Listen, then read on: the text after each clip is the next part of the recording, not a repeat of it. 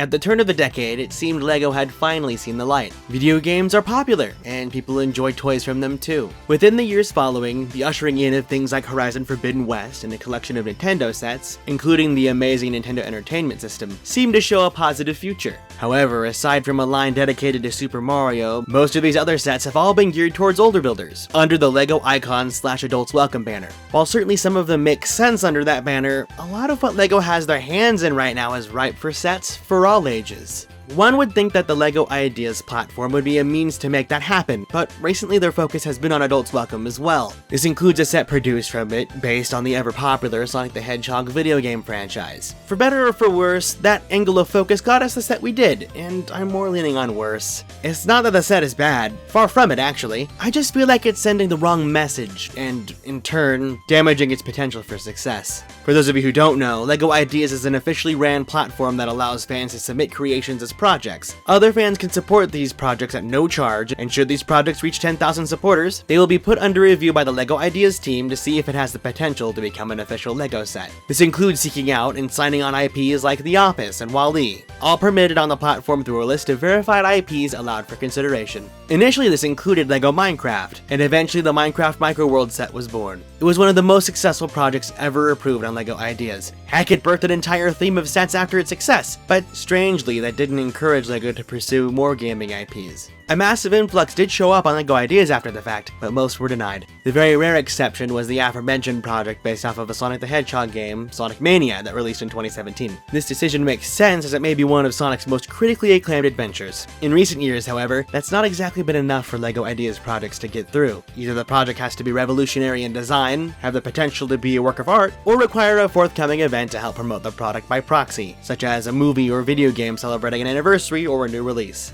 All of those are undoubtedly at play here with Sonic, as not only was the year celebrating Sonic's 30th anniversary coming to a close, but Sonic Frontiers was on the horizon, though unnamed at the time, and the second film based on the franchise would release shortly after the product would release. On paper, that's a genius idea to cross-promote like that. Eventually the product was revealed, and it would seem the Ideas team didn't quite process the fan want. You see, in the process of designing the set, they decided that, since this was an Ideas set that will have an age range of 18+, as part of the Adults Welcome initiative, the set should be specifically targeting a version of Sonic adult fans or members specifically. So, the entire set was converted from being a Sonic Mania project into one based off of the original Sonic the Hedgehog game from 1991. Designed fantastic and iconic in every way, the Sonic the Hedgehog Ideas set perfectly captured the 1991 video game classic. I have so many positive things to say about the set that isn't Robotnik's head, but that would be best saved for a review. You could let me know if that's something you'd be interested in the future. You see, most people were genuinely excited about the set being based off of Sonic Mania. I suppose the logic here was that, since the game was rated for general audiences, adults would assume it's a kid's game and not buy it.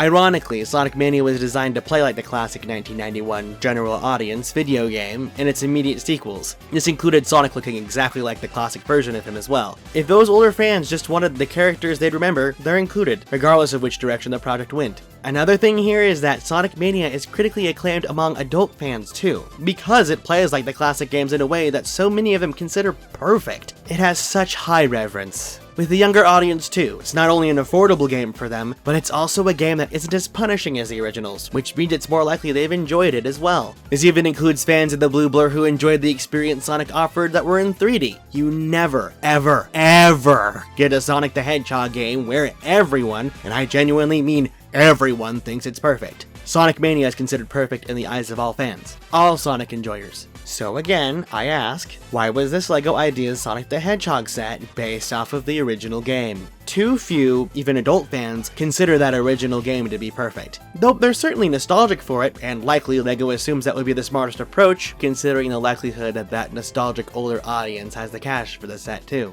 I'm actually of the impression that is to its detriment than to its success. Quite a bit ago, I had the joy of visiting my former LEGO store and talked to my friends and former co-workers about this set in particular. Keep in mind this was back in January, right after the set launched. They said interest in the set has been negligible. This was right before the Sonic the Hedgehog 2 movie released, so perhaps hope was that the movie would invigorate interest, and I'm sure it did, but as the months have gone by, I can't help but noticing the layer of dust forming on them in stores. It didn't help that the characters in the set don't look exactly like they do in the movie, more for kids' interest, but also it's sorta ironic that the movie featured a giant robot similar to the Death Egg robot that would have been front and center in the proposed Sonic Mania project. It's not like LEGO didn't have the opportunity to know that Robot would be in the movie, as plenty of toy companies had toys out from that scene in the movie within a couple months of the movie's release. They would have had to know that nearly a year prior. Of course, if that Sonic Mania set did come to fruition as it was intended, it also had the option of an alternate model with completely different robots in it too, which would have encouraged people to buy another copy of it.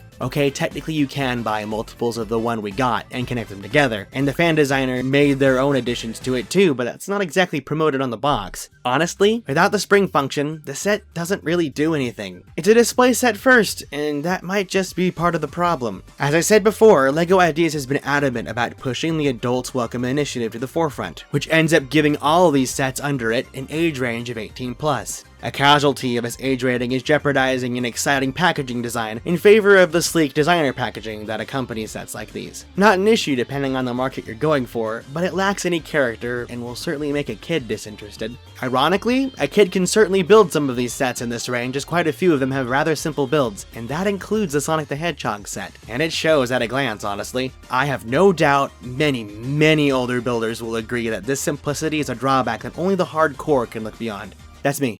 I'm the hardcore sucker. So you have a set that's marketed towards adults that doesn't look like an exciting build for adults, in that it looks more like a simple build good for younger builders, even though they too would agree it's not all that exciting with the lack of functionality and the characters being locked by the price. Initially a $60, now $70 price tag that could go to something else that looks far more fun, if not something that looks bigger. I can also speak to the fact that, by majority, parents will keep their kids from buying sets out of their age range, even if a set is simple enough for them to build, just because the age is printed on the box saying otherwise. Of course, to anyone who's built a LEGO set before, we all know that's a suggestion.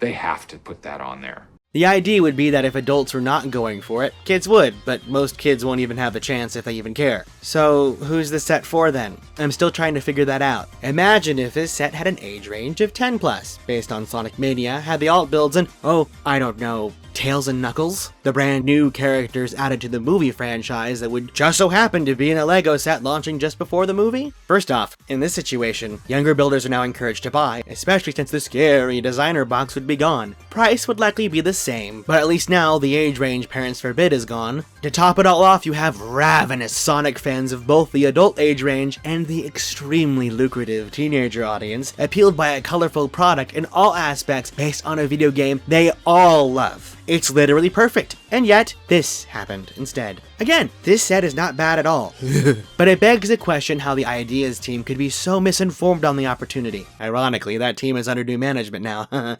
telling. What's got me more concerned is LEGO thinking that the IP of Sonic the Hedgehog in general isn't enough to bring in sales after all of this, just because they completely skipped the audience they should have been going for from the start. Again, and in theme with a lot of videos on the channel, it's LEGO's fault, not the audience. It checks all the boxes for all of the same issues that LEGO is going through right now. LEGO's obsession to innovate, completely ignoring the initial want from the start from literally anyone interested. Sure, these both have things that work out for what they are, but both have drawbacks that stir disinterest from either party. LEGO Mario is going full bargain bin mode right now from these issues as well, and I'd hate for this lone Sonic set to head in that direction, just because the wrong decisions were made, which it has come on the cusp of, as LEGO themselves offered a discount on it on one of their storefronts at one point. Something they'd never do to a set that sells well. Actually, we know a set targeted towards a general audience would sell fantastic. Sonic was featured in the second year of LEGO Dimensions, a Toys to Life game where your physical toy comes to life in the game on your screen. No matter where I went, no matter how many copies we'd get in at the store I worked at, that Sonic the Hedgehog level pack, regardless of the fact that it was priced atrociously, people devoured it. It did not matter how much it cost. All they needed to see was that they were allowed to buy it, and Sonic was included. That LEGO Dimensions line failed miserably, but Sonic was never there to see that day, as he was the one everyone was buying. Even people without the game were buying it, just because it was Sonic. He was a wonder of the line, and now quite coveted too. The proof is there that this IP has longevity, and this was where the theme needed to go, but now it's at this risk, and I hate to see it. Now, am I asking you to buy the Sonic set to avoid the worst from happening? Well, that's still your own decision to make. Us working together to boost sales could encourage them to make a sequel to this misfire, but by not buying it, it encourages them to abandon the IP, even though that's not the problem. It's a very difficult situation, and I only hope that LEGO understands where our interest is and proceeds to explore options in that direction. I can't encourage that enough. It's too lucrative an IP to just throw away. Well, what do you think of the LEGO Ideas Sonic set? I'm sure we all have our pros and cons, and I'd love to hear what you have to say about it in the comments below, and while you're down there, you can like the video, subscribe, and hit the bell. I think that if they do a line for younger builders, they should continue this style of build anyways, and do more zones from all the other games. Having them all interconnected at the ends would be awesome, and make for a beautiful display all lined up.